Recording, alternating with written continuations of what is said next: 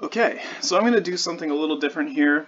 Instead of recording footage of me playing with a deck, I'm going to record some footage of me building a deck, because I think that that might be something a little different.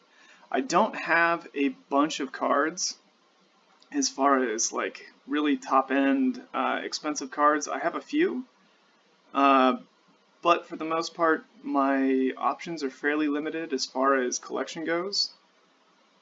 This is a fairly new-ish account on Moto, so I only have so many things to work with.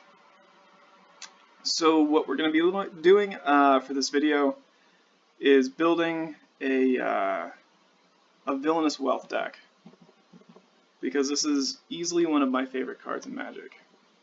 I love the artwork on this deck, or on this card. I just think it's so cool, and I think that this is an interesting concept. Stealing my opponent's cards to play my opponent's library against them. Okay, let's see here. So what are we really worried about? Well, let's put in the land first, maybe? I think that that's probably the best way to go about it. We'll need some breeding pools. This is modern, by the way. I don't have all the components that I would need to make this legacy or vintage, so I won't be focusing on that quite right now. 2, 3, probably 4. A basic swamp. Where's the swamp at? Where your swamp at? Where your swamp at? Where your swamp at? I'm going to try and keep the lands a little separated here. Definitely going to want these. Misties are very pretty. I love these lands. This is one of my favorite parts about Magic, is the artwork. Oh, we're putting this in. There's no reason not to. Oh, should we just go 5-color control? 5-color nonsense? I'm actually kind of in for that. I've been wanting to make this card do something. Yeah, we should go 5-color nonsense. That sounds awesome. There's a Tendo. Let's put the Tendo in there. Okay, we're at 19 lands. Yeah, let's get there. Let's get there with the jank. The big jank. Let's put in 3 of these. No, this actually goes here. Got a couple of different overgrown tombs. Okay, we're at 22 land. Where are the verdants? Verdant catacombs. Adonde es mi verdantes? Adonde es mi verdante? Is that it? Yeah, that's it right there. Okay, not the swamp.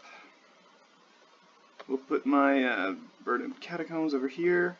So the reason why I'm organizing my lands this way is just so I have like a very clear way of viewing them. I've got my non-basic lands here. I guess Tendo technically counts as a non-basic. I've got Misty Rainforests, and then these are all fetch lands. So these are lands that will pull out one of those types of lands from my deck. We're at 26, that's the usual number for a control deck. How many of those do I need? So this allows me to play with my sideboard a little bit. What this card does, I'll see if I can pull it up and read it. Green and blue, choose up to 4 cards you own from outside the game and shuffle them into your library. Or I can pay 3 of any color, 1 blue and 1 red, and create a 3/1 fire elemental creature token unless my opponent has me draw a card, and then repeat this process twice. So I either get to draw 3 or I get 3 creatures, or a mixture of both. So that's a pretty interesting card. Obero doesn't get fetched, so there's no reason to use Obero. I kind of want to put in a Lotus Bloom, just because it's Lotus Bloom. It's really bad, but in your opening hand it's not terrible. Just off the draw, Lotus Bloom is really bad. But it can help me get there with some of the other stuff. Let's see here. Do I have any... I don't think I have any Stomping Grounds yet. Yeah, I don't have any Stomping Grounds yet. What do I have as far as artifacts go? I think I might have a Gilded Lotus in here somewhere. Yeah, there's the Gilded Lotus. We'll put that in. Gilded Lotus is good when you've got a bunch of high-end mana cost. We're going to add these to... add 3 to the sideboard. Actually, should I run Sowers in the main? We'll see. We'll see. We'll see. We're not there yet. We are not there yet. Batterskull's pretty dope. Can't go wrong with Batterskull. So this is looking like some proper jank here. Do I run in All Is Dust? Like that is a total douche nozzle move. And against Trana, I completely get housed. But actually, you know what? Let's run that in sideboard. That might be decent in sideboard. So we'll run that in sideboard. Spine of Issa, I'm not entirely set on yet. Crucible of Worlds, actually, is there a reason to run Crucible of Worlds? No, there's not. I don't have a reason to run it. Therefore, I need to take it out of my mentality. I love using Crucible of Worlds. It's just such a fun card. I'm going to put Boseiju in sideboard, because believe me, there's nothing worse than running into a control deck and having a butt ton of cards that just get countered. So we don't want Iname. Wheel of Sun and Moon is a pretty decent sideboard against a lot of other cards. We can't run Chord. Primeval Titan is kind of a house and does work very well in this type of deck that revolves around ramping out big stuff. So we'll put Primeval Titan in the consideration field. We can't use Natural Order. What we really need to be doing, Courser of Crewfix is probably ideal for this, especially because we've got a lot of fetch lands and we'll need some sort of board presence. The alternative is running Oracle Moldiah, which is very good. Heartbeat of Spring, I think, is one card that we're going to want at least one of in the main deck, just because it gives us big wealths. But we do have to win the game that way. Sylvan Caryatid is an absolute must. This is early acceleration, and we probably want to have Birds.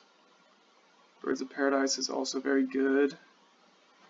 The reason we want Birds, there they are, 2, 3, 4.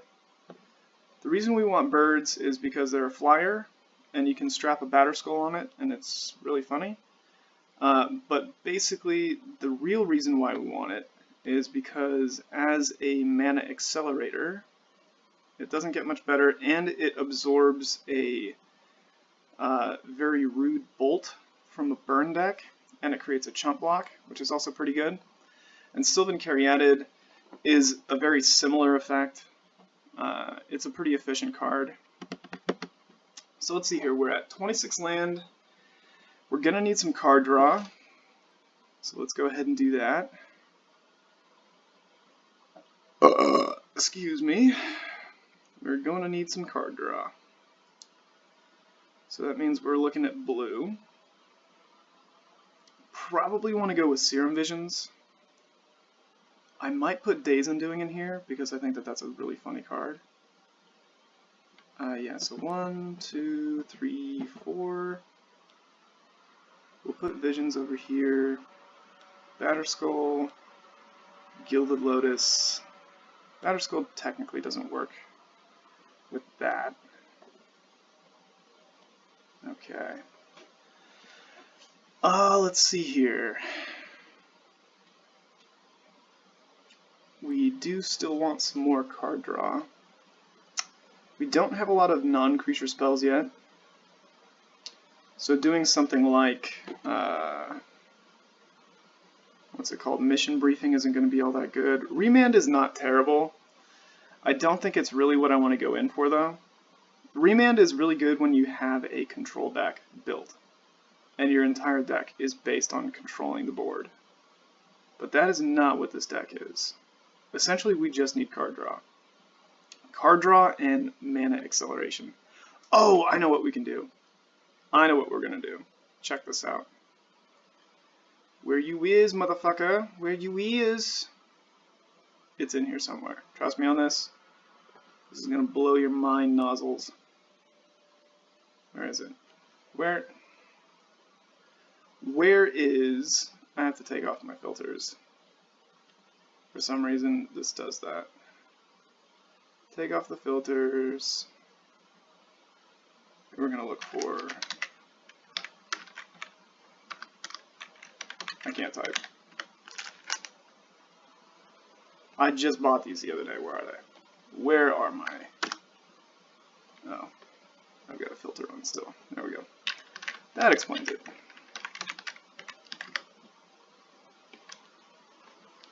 Boom.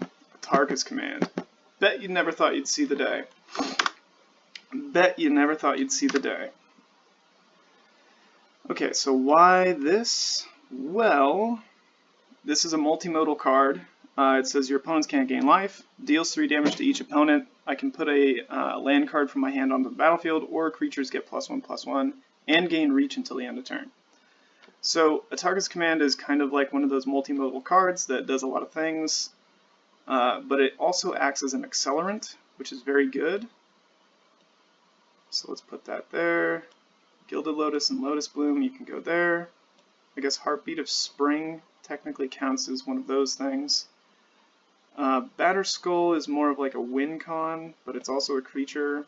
So I'm trying to organize my deck not just by mana cost, but by utility here and purpose. So we've got Villainous Wealth, we've got this. Okay, this deck is like straight nonsense. Straight from Nonsense Town. We're at 53, so we have 8 more cards. That means we have to play really, really, really conservatively with our choices. Now that we've got a Tarkus command in the main, I kind of feel like we could get away with doing something like mission briefing. I think that is a reasonable call. Let's see here. Surveil 2, choose an instant, or sorcery. Yeah, we've got some utility with that. So if we use mission briefing, what do we really get? We have a Tarkus command, we have Serum Visions, we have the research and development, we have Villainous Wealth. Yeah, we do have some upside for using that, and it is a filtering effect. But those aren't really... I mean, okay, so mission briefing basically becomes an Tarkus command. You know what? It filters out the deck. 2, 3. I think as a filtering effect, it's good. And with our Tarkus command, I think that it has some utility. And then we have things like Villainous Wealth that it can flash back, and it's less mana constrictive there. Same thing for the development half of research and development. So yeah, that seems pretty reasonable. Basically, it's just a filter effect, and then I can use it as an accelerant. And I've got a couple of other acceleration mana cards there. I almost am tempted to just put in a Courser, or put in Coursers of Kruphix to round out the rest of the deck. And I think that's probably better. But then again, we could also play Jace over Courser Kruphix and call that a day. So what we're going to do instead is put 3 Jace in the sideboard, because essentially Research and Development says that I can just put these cards into my main if I want to play it for that mode. So that's 9 in the board. Cryptic Command, yeah, that's...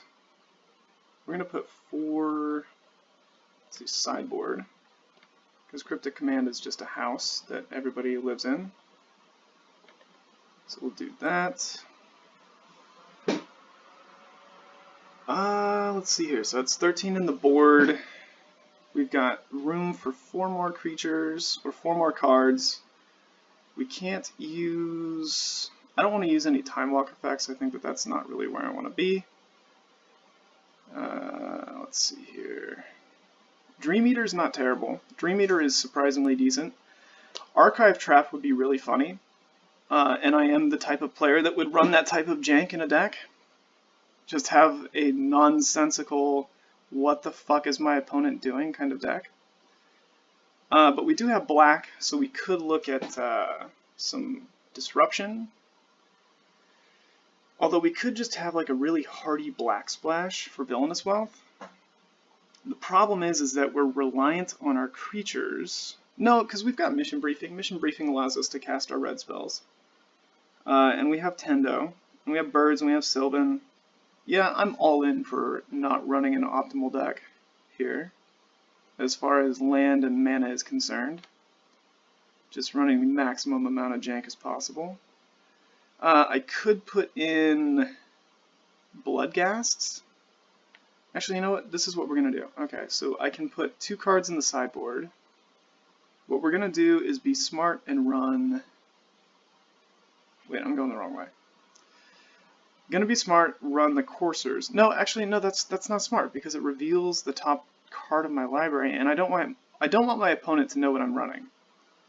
Because if they catch on to the fact that I'm running absolute jank, they're going to play around absolute jank. So I think having control aspects in the form of like Inquisitions, 2, 3. We're going to run an Inquisition Suite. I think that that's a pretty cool card. And then maybe like a Damnation or something like that, if I have to. I think card draw is really more important for this list, but maybe like a 1-of Damnation or a Black Sun Zenith. Yeah, Black Sun Zenith sounds pretty good. Or I could use Temporal Extortion. That would be kind of funny. Nobody ever sees that card coming. Ever. Ever. Nobody ever sees that card coming. And it is kind of a time walk effect, which is really funny. So I could flash it back with, what's it called? Mission Briefing. Is that the deck list? That seems like absolute garbo. Like the kind of garbo that nobody should be playing. I don't know. Damnation's pretty cool. You know what I actually could do? I could use, since I could use a 1-of Living End in the main, and then I'm not really as concerned with like the death of my own creatures kind of thing. But if I draw it, that's where the problem lies. Like if I draw this, Living End, oh, I forgot I have Batterskull in here. Batterskull makes things a lot easier. But that allows me to get to my mana really quickly, and that makes it okay for me to mission brief some of my creatures into the battlefield. Yeah, that seems, I feel like that is the proper amount of jank to have in a library like this.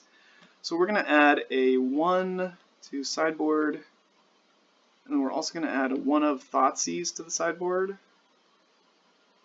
Add to the sideboard. And that's just for control. Yeah, we're going to do that.